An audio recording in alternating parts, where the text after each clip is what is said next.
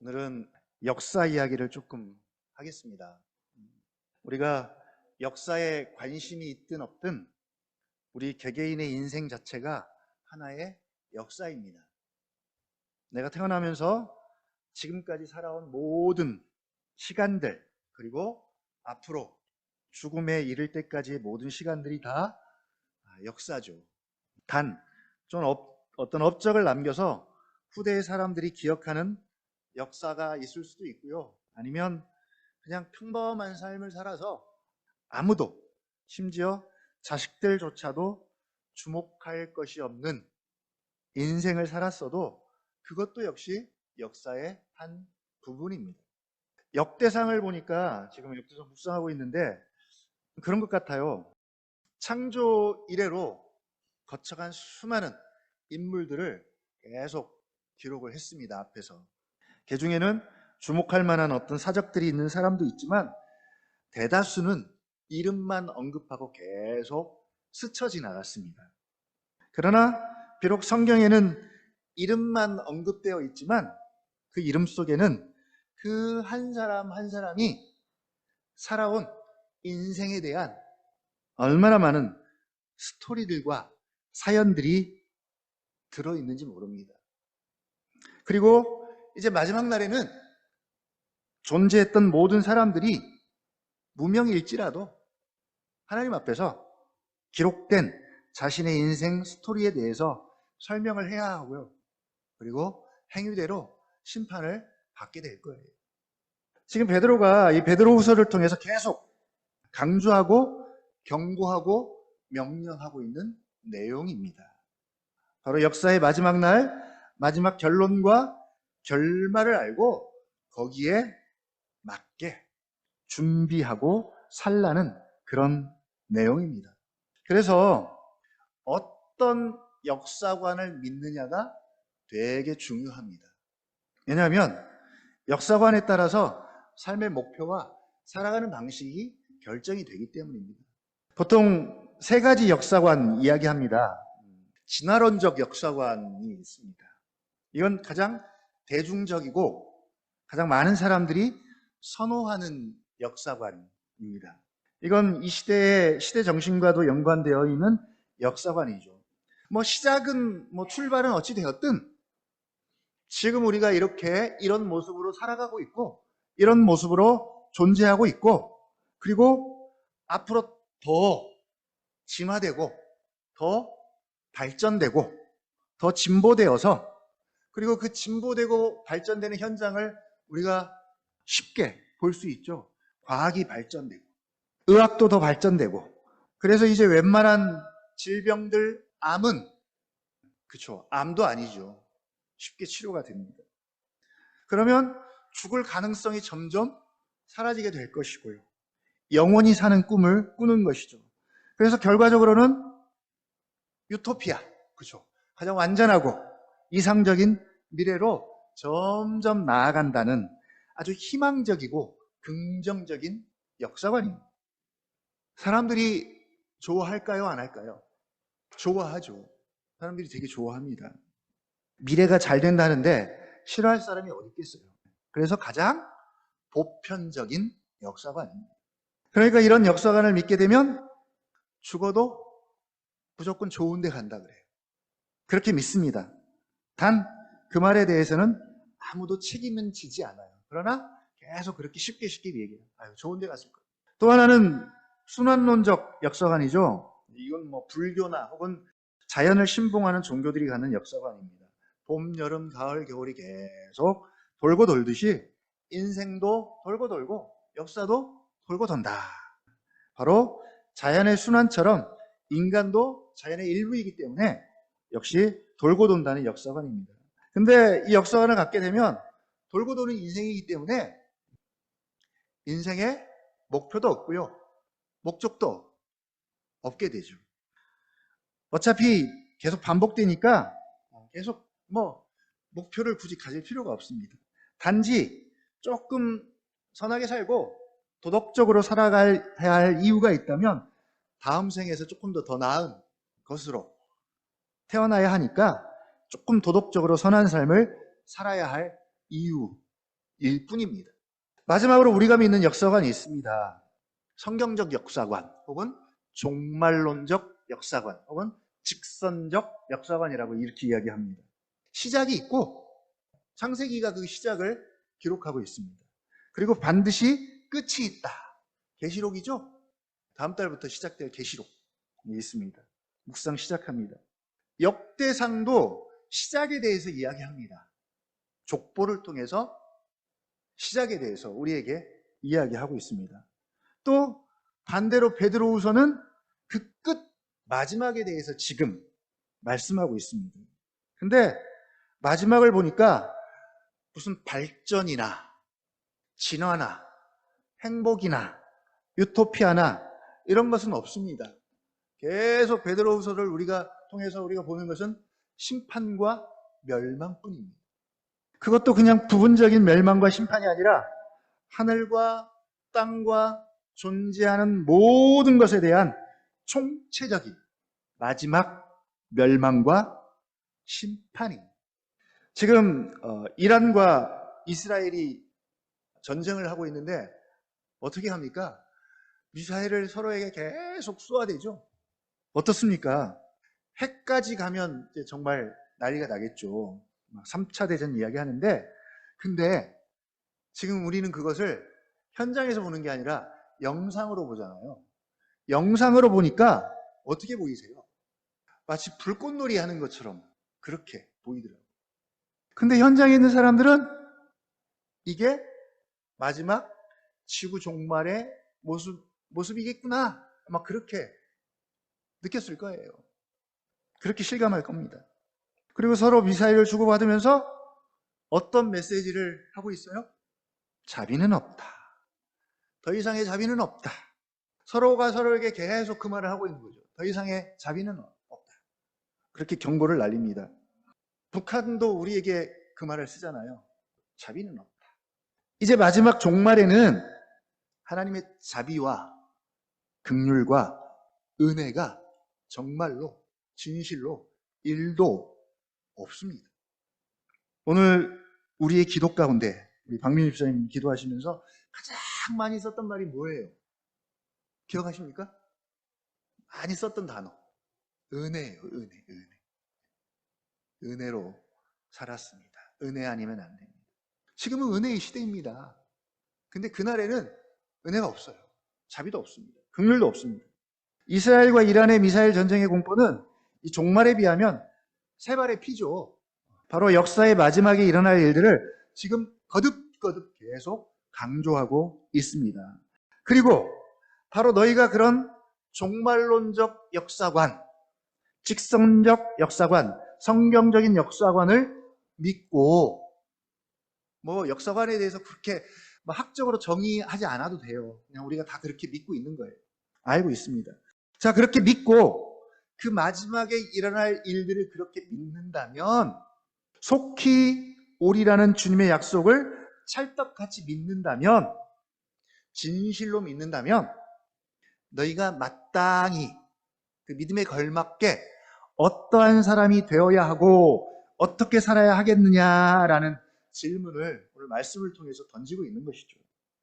그리고 너희가 믿는 그 역사관에 걸맞게 합당하게 마땅하게 살아야 한다라고 강하게 명령합니다. 그리고 경고합니다. 오늘 이 말씀, 이 명령은 우리의 입장이 어떻고 우리의 상황이 어떻고 우리의 처지가 어떻고 이런 것을 고려한 다음에 주시는 명령이 아니라 이건 절대적으로 일어날 일이니까 그냥 누구나 예외 없이입니다. 나는 이래서 안 되고요. 나는 저래서 안 되고요. 이런 것은 없습니다. 누구나 이 말씀에 따라서 순종하고 실천해야 할 명령입니다. 자, 8절과 9절로 한번 같이 가보겠습니다. 8절, 9절. 8절만 먼저 한번 읽어보겠습니다. 시작. 사랑하는 자들아, 주께는 하루가 1000년 같고 1000년이 하루 같다는 이 한 가지를 잊지 말라. 예. 여러분, 말 그대로예요. 잊지 말아야 합니다. 잊지 말아야 해요. 잘 잊어버리죠. 그래서 자꾸 습관적으로 성경을 소리내서 읽는 게 되게 중요합니다. 그래서 설교 시간에도 제가 가급적 많이 읽게 하는 이유는 그냥 눈으로 보는 건 기억을 못해요. 제가 당장 저를 테스트해 보니까 지난 주일날 그 거룩한 습관 갖기 운동 1번, 2번까지 했잖아요. 오늘 다시 한번 봤어요. 그랬더니 1번을 벌써 까먹었어요. 2번도 대충은 아는데 가물가물해요. 정확하게 기억을 못하고 있더라고요. 근데 벌써 3번째 습관이 나왔어요. 금방 잊어버립니다. 근데 오늘 말씀에 잊지 말래요. 잊지 말라. 이 한 가지를 잊지 말라. 이게 왜 중요하냐면 지금 우리는 우리의 시간 개념으로 자꾸 모든 것을 생각하고 평가하고 접근하기 때문에 그래서 늘 조바심이 있고요. 더 나아가서는요, 주의 약속이 더디다고 여기는 것이죠. 모든 것을 나의 시간 개념으로 접근하고 있기 때문입니다. 역사의 주권은 주님에게 있습니다. 그래서 주님의 시간표대로 모든 역사가 이루어지고 그 시간표 안에 내가 있고 나의 역사가 있습니다. 그러니까 주님의 시간표 안에서 나의 역사를 들여다봐야 하는데 그게 이제 우리의 시간 개념으로는 불가능한 일이죠. 그러니까 너무 내 경험과 시간에 의해서 주님의 시간을 해석하면 안 될 것 같고요. 그냥 모릅니다예요. 모릅니다. 그냥 저는 모릅니다. 난 모릅니다. 그냥 주님의 뜻이 주님의 시간에 이루어지길 기도합니다라고 겸손히 물러나 있으면 됩니다. 자, 물러나 있으되 어떻게 생각하라? 9절이죠. 9절. 시작. 주의 약속은 어떤 이들이 더디다고 생각하는 것 같이 더딘 것이 아니라 오직 주께서는 너희를 대하여 오래 참으사 아무도 멸망하지 아니하고 다 회개하기에 이르기를 원하시느니라. 예. 히브리서를 지난주 말씀을 좀 추가해 볼까요? 이 말씀대로 되기 위해서 하늘 성소에서 지극히 크신 이의 보좌 우편에 앉으셔서 대제사장으로 예수님께서 우리를 위해 섬기시고 계십니다. 섬기시되 어떻게 섬기신다고요? 오래 참으면서 오래 참고 계십니다. 아무도 멸망하지 않고 다 회개하기에 이르기를 원하시는 마음으로 오래 참으면서 지금 섬기시고 계십니다. 다른 말로 말하면 지금은 자비가 베풀어지는 시간입니다. 이 자비가 베풀어지는 시간에 땅에 있는 사람들의 마땅한 반응은 회개여야 합니다. 회개할 시간이죠. 회개. 그러나입니다. 그 오래 참음도 끝이 있을 것이라는 것이죠. 10절입니다. 시작. 그러나 주의 날이 도둑같이 오리니 그날에는 하늘이 큰 소리로 떠나가고 물질이 뜨거운 불에 풀어지고 땅과 그 중에 있는 모든 일이 드러나리로다. 네. 바로 주님의 날이 필연적으로 도둑같이 불시에 반드시 확실하게 올 것이다. 예수님께서 계시록을 통해서 마지막에 2번 연속 강조하신 말씀이 이 말씀이에요. 보라, 내가 속히 오리니, 내가 진실로 속히 오리니. 이렇게 2번 연속 22장 마지막에서 강조하셨습니다. 이 정도면 거의 오신다고 봐야죠. 거의 오신다고 봐요. 22장 마지막에서 하신 말씀입니다. 속히, 진실로. 우리는 그냥 이 말씀을 믿는 거죠. 믿고 이 말씀에 걸맞게, 합당하게, 어울리게 살면 됩니다. 자, 이 10절은 주의 날에 있어질 일인데 지금 2장부터 계속 강조했던 마지막 심판 때에 벌어질 일들입니다.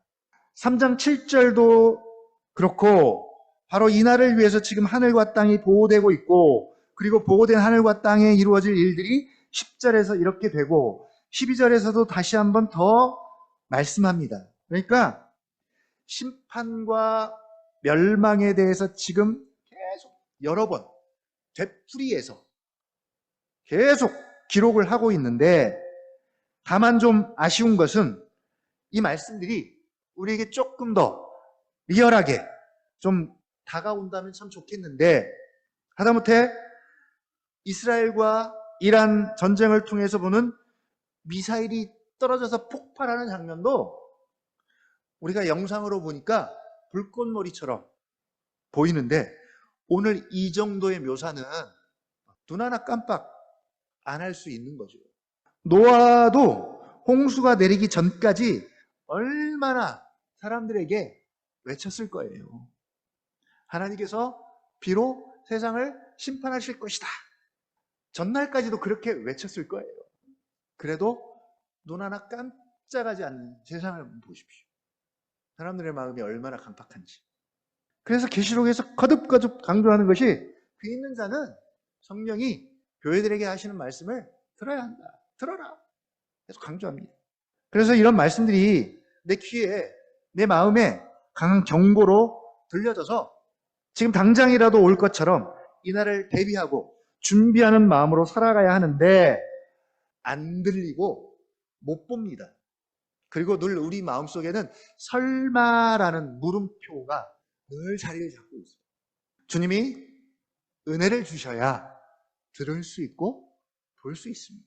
이건 내가 어떻게 쥐어 짤 수도 없고, 이건 정말 믿어져야 하고, 그 믿음이 살아 움직여져서 믿음에 합당하게 오늘을 살아가야 합니다. 11절이 바로 그 내용입니다. 11절 한번 같이 읽어보겠습니다. 11절 시작. 이 모든 것이 이렇게 풀어지리니 너희가 어떠한 사람이 되어야 마땅하냐. 거룩한 행실과 경건함으로. 12절이요. 하나님의 날이 임하기를 바라보고 간절히 사모하라. 그날에 하늘이 불에 타서 풀어지고 물질이 뜨거운 불에 녹아지려니와. 역사의 마지막이 이렇게 진행될 것인데, 너희가 어떠한 사람이 되어야 마땅하냐 라고 질문합니다. 거룩한 행실과 경건함으로 하나님의 날이 임하기를 바라보고 간절히 사모하라. 이게 종말을 살아가는 교회와 그리스도인이 입어야 할 옷이고 마음의 자세와 태도입니다. 이건 명령입니다. 먼저는 입어야 할 옷에 대해서 말씀합니다. 마지막 주님의 날에 입어야 할 어울리는 옷은 거룩한 행실과 경건함이다. 어때요, 여러분? 이 옷 입고 계시나요? 질문 자체가 너무 추상적이니까 우리는 이제 이렇게 적용을 해요. 좀 눈에 탁 들어오는 옷이면 좋겠다. 그렇죠? 이런 옷을 팔았으면 좋겠습니다. 한 벌 사서 입으면 얼마나 좋겠어요. 아니면 10가지나 한 20가지 딱 만들어서 이렇게 실천만 하면 거룩한 행실과 경건함으로 옷을 입은 것입니다 라고 하면 여러분 얼마나 좋겠어요.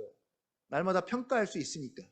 개신교 신앙이 어려운 것 중에 하나가 바로 이 부분이에요. 유대교 쉬워요.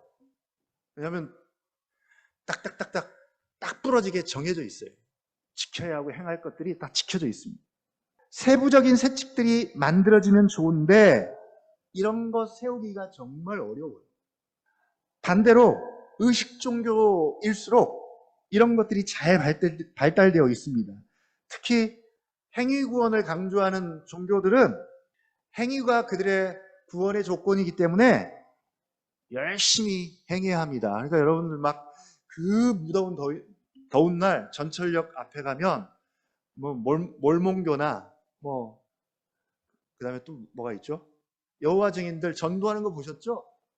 그 뜨거운 여름에도 전철역 앞에 가면 만날 수 있을 거예요.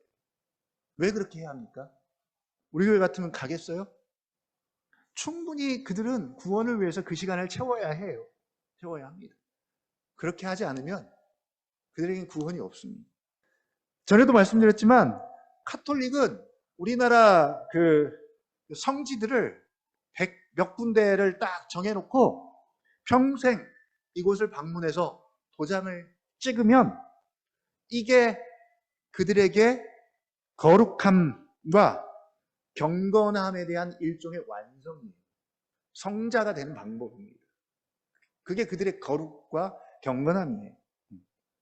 그래서 시간 내서 그들은 평생 성지를 찾아다닙니다. 제가 아는 어떤 분도 추자도에 성지가 있대요. 그래서 막 새벽부터 목포에 버스 타고 가서 배 타고 추자도 가서 딱 거기만 들리는 거예요. 무슨 여행을 가는 것도 아니고 딱 그 성지만 들렸다가 다시 배 타고 목포로 와서 목포에서 다시 수원으로 오는 걸 제가 직접 봤어요.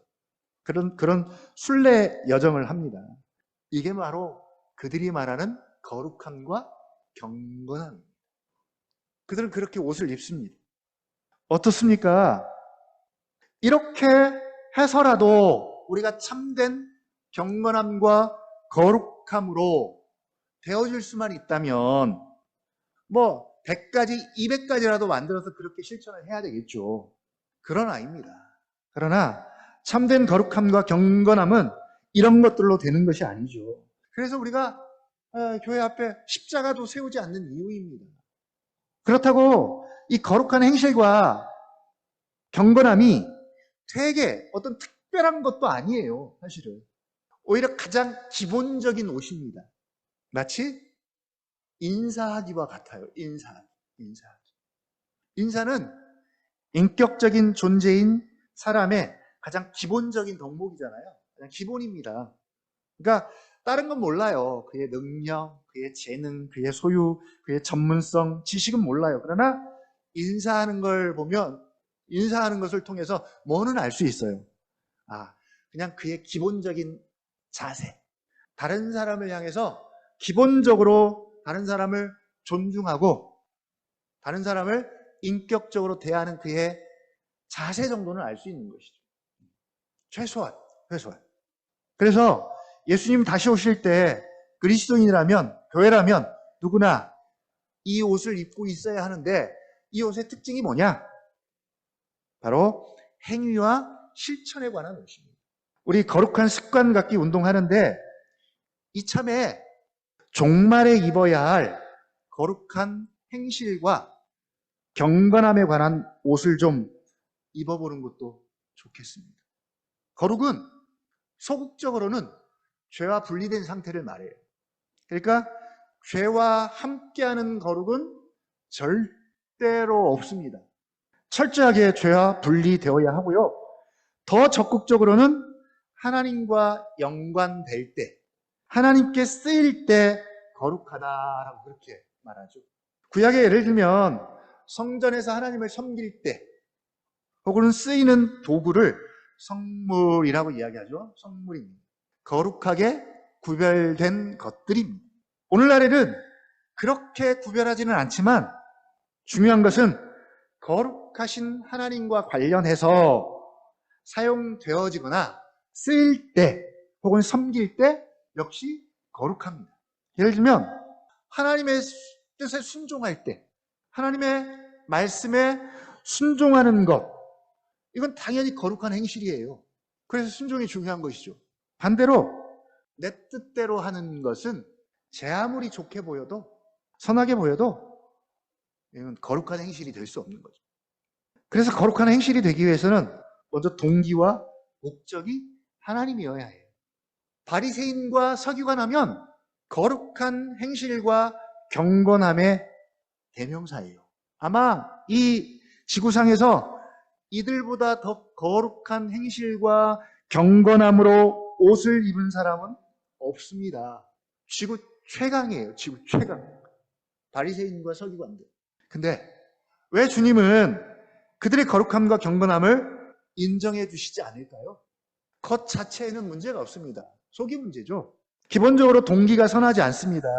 동기가 하나님이 아니고 자기입니다. 자기 의를 쌓고 자기를 좋게 보이려고 자기를 거룩하고 경건한 사람들처럼 사람들에게 보이려고 금식하고 기도하고 그렇게 행하는 것입니다.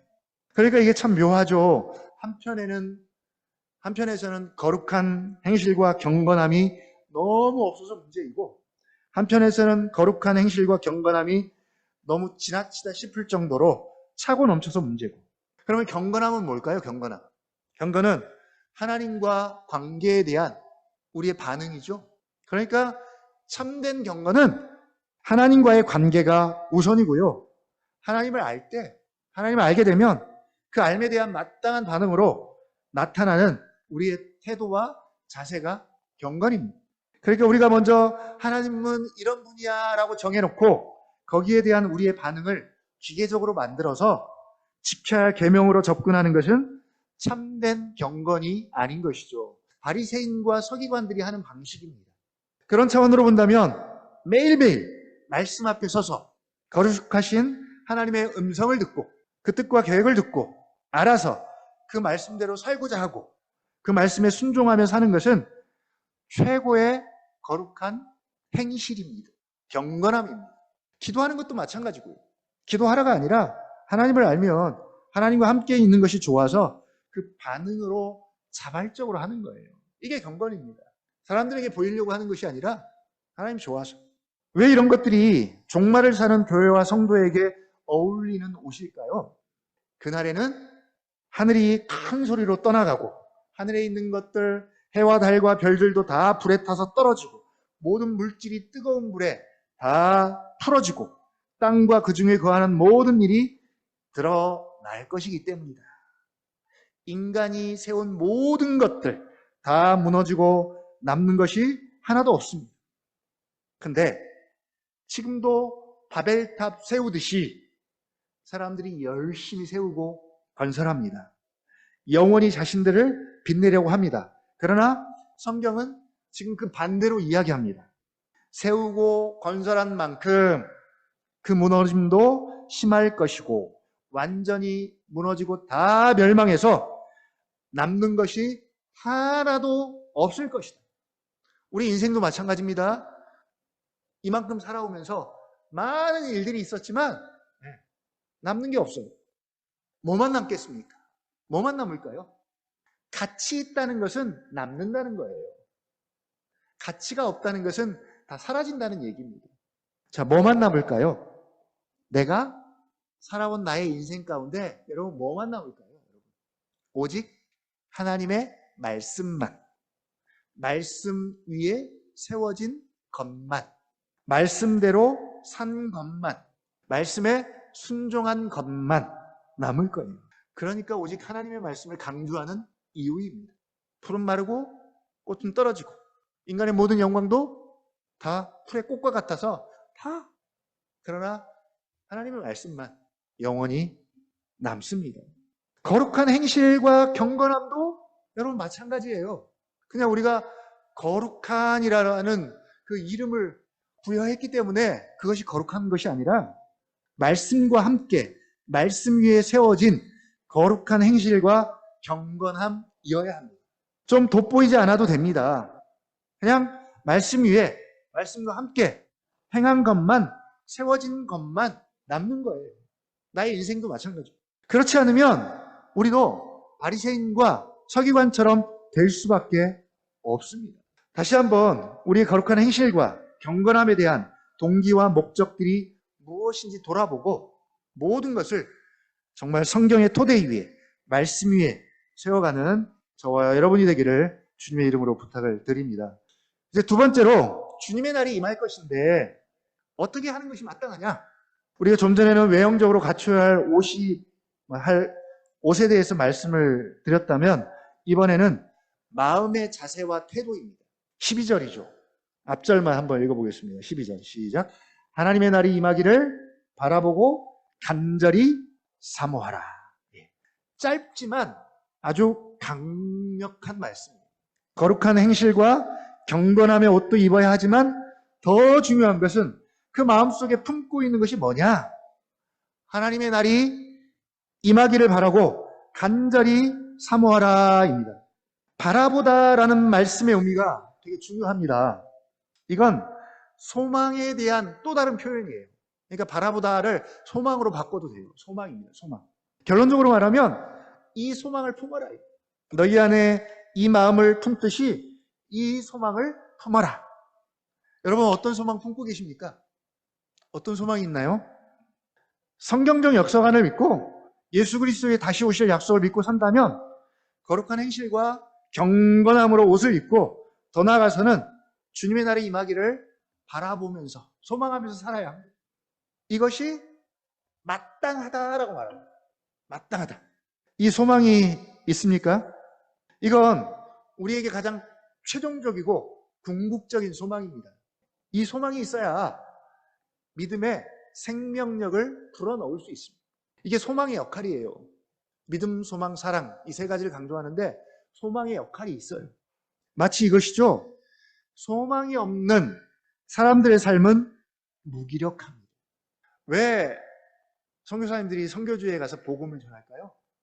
그들에게 소망이 없으니까. 지금 절망 가운데 살아가잖아요. 실제로 가보면 그래요. 진짜 절망 가운데 살아갑니다. 그래서 그들에게 소망을 주기 위해서. 소망이 없으면 소망이 있어야 할 자리에 절망이 자리 잡습니다. 절망이 자리 잡는 순간 삶은 무기력해집니다. 물론 그들에게도 나름 믿음이 있어요. 붙잡을 만한 믿음이 있고 신념이 있습니다. 근데 소망이 없으니까 믿음이 활동을 하지 못하고 역사하지 못하고 계속 죽어 있는 것이죠. 죽은 믿음을 살아나게 하고 움직이게 하는 것은 소망입니다. 소망이 죽은 믿음을 살리면 믿음이 어떻게 역사할까요? 사랑으로 역사합니다. 사랑으로 역사. 우리의 믿음이 행위로 나타나는 것, 그게 바로 사랑입니다. 사랑. 그러니까 믿음이 활동하지 못하고 죽어 있으면 사랑을 실천할 수도 없고 사랑의 삶을 살아낼 수도 없습니다. 그 죽은 믿음을 살리는 것이 바로 소망입니다. 그러니까 소망이 확실하고 분명히 하는데 우리 부모님 세대가 자녀들의 미래를 위해서 되게 열심히 사셨잖아요. 우리 전에 있는 부모님 세대가 가난을 자식들에게 물려줘서는 안 된다. 그래서 나름 이 소망을 가지고 열심히 막 일했어요. 집도 사고 교육도 시키고 그리고 이제 어느 정도 그 소망이 이루어졌습니다. 이루어졌어요. 근데 그 부모 세대의 부를 아무 대가 없이 물려받은 우리 자녀 세대는 이제는 붙잡을 만한 소망이 별로 없어요. 붙잡을 만한 소망이 별로 없습니다. 가야 하고 붙잡을 만한 진리, 깃발이 없습니다. 기껏해야 뭐 좋은 직장, 연봉 많이 받는데 뭐 그런 거 정도예요. 이미 뭐 집도 다 물려받았고 그래서 뭐 열심히 뭐 살아야 할 뭐 목표가 없고요. 목적이 없는 거죠. 방향이 없습니다. 삶은 더 편리해지고 부유해지고 물질은 더 풍요로운데 살아야 할 삶의 목적과 방향성은 잃어버렸습니다. 그러니까 뚜렷한 목표를 향해 열심히 달려가는 그런 모습이 점점 없게 되는 거죠. 소망은 우리 인생의 방향이고 목표입니다. 그래서 소망이 없으면 삶을 끌고 갈 만한 힘이 없고 가야 할 방향이 없습니다. 종말의 시대를 살아가는 이 시점에서 베드로는 다시 한번 우리의 소망이 무엇이어야 하는지 명령형으로 말씀하고 있습니다. 이건 선택의 여지가 없습니다. 이래야 합니다 라고 말하는 것이죠. 거기다 또 쐐기를 또 박아요. 간절함을 더하라. 이 소망에 간절함을 더하라. 어떤 간절함입니까? 사모함에 대한 간절함. 사모한다는 의미가 무슨 의미냐면 서두르다 혹은 뭐 노력하다, 애쓰다 그런 의미예요. 서두르고 노력하고 애쓰다 그런 의미입니다. 그러니까 주의 날이 임하기를 그냥 앉아서 가만히 기다리는 정도가 아니라 일단 소망을 품는 것도 잘하는 것이지만 그냥 단지 바라보는 정도가 아니라 주의 날이 임하기를 이제는 간절함으로 노력하고 서두르고 애를 쓰는 거예요. 소극적인 소망이 아니라 되게 적극적인 소망을 품어라입니다. 적극적인 소망이 뭘까요, 여러분?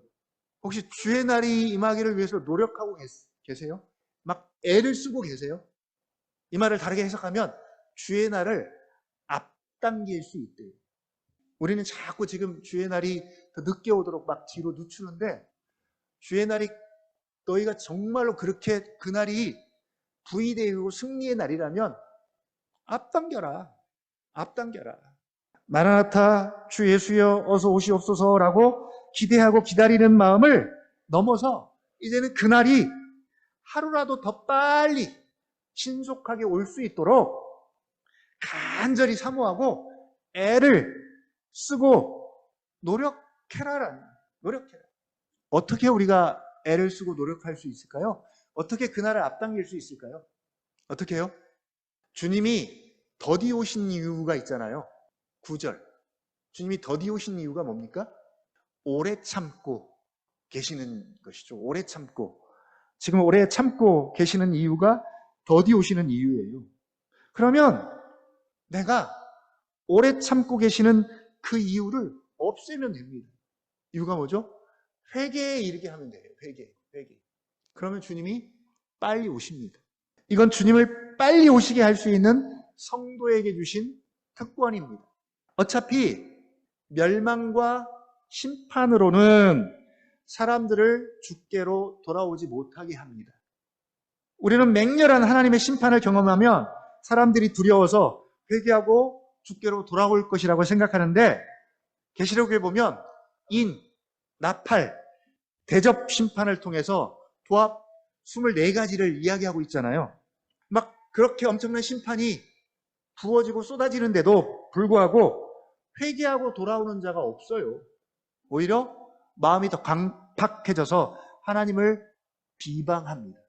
지금 이스라엘과 이란의 전쟁을 보면서 그렇게 두려우면 사람들이 하나님 앞에 돌아와야 되는데 돌아오지 않아요. 대신 어떻게 하면 하나님께로 돌아옵니까?